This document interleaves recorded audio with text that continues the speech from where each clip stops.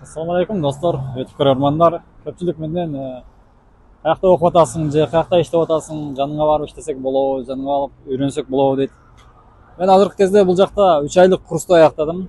Албетте YouTubeга жүктөп аткан көпчүлүк видеолорум ушул жакта тартылган, ушул жакта даярдалган. Ушул жакка келип үйрөнсөңүздөр болот. Албетте бул жакта күндүз кечке чейин практика болот, кечинде сабактар болот. Бул жактын адреси Бишкек шаары, Тоолок Молдо 85 деп издеп келсеңиздер табасыздар.